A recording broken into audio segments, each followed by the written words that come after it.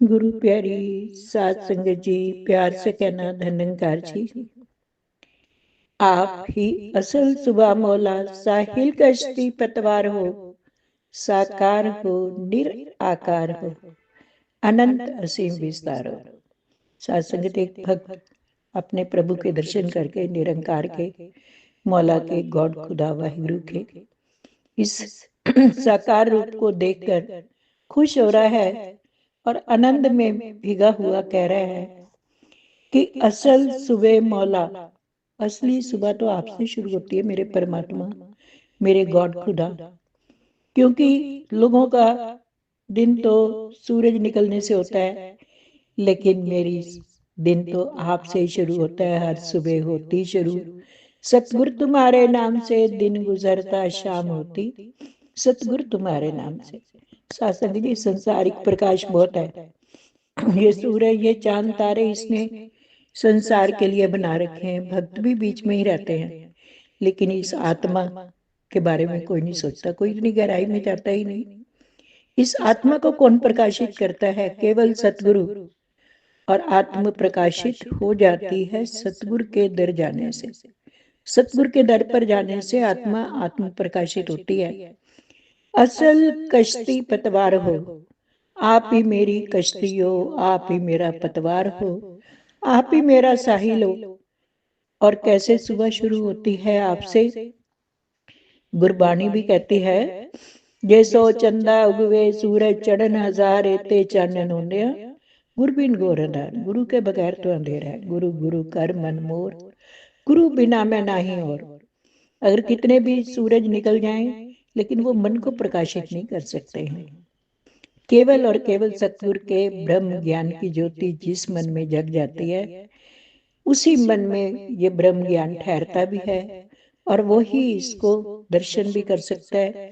उसकी सुबह भी तब शुरू होती है, नया जन्म होता है। और ये साहिल भी है, कश्ती भी है, पतवार भी है। एक छोटी सी नदी को पार करने के लिए हम नाव का सहारा लेते हैं, उसका माझी भी होता है, वो पतवार को चला रहा होता है। लेकिन इस भव सागर को पार करने के लिए मेरे गुरा ने जहाज बनाया, आओ किसे पार लगना।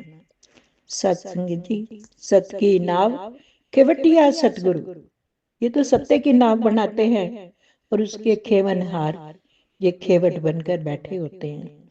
जैसे केवट ने राम को पार कराया था, ऐसे ही ये आज हम ब्रह्म ज्ञान के इनके बेड़े में बैठे हुए हैं, जो बेड़े से उतर जाते हैं, विश्वास नहीं करते हैं और छलांग लगा देते हैं, डूब जाते हैं। तभी बाबा हरदेव जी कहते हैं, सतगुरु के विश्वास की ज्योति जगी हुई है जिस मन में, इसमें कुछ संदेह नहीं कि ज्ञान ठहरता उस मन में। ये साकार है, निराकार है। ये निरंकार का साकार रूप लेकर धरती पर निराकार की संपूर्ण शक्तियां लेकर ये अवतरित होते हैं। हम इनको देह समझ लेते हैं, लेकिन ये देह रूप में नहीं। सतगुरु देह का नाम नहीं है। सतगुरु होता ज्ञान है। सतगुरु को एक देह समझना भूल है, अज्ञान है।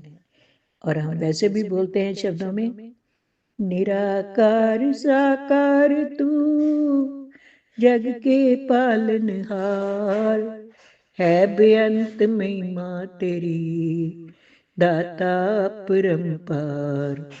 अपरंपार है, अनंत है, असीम है।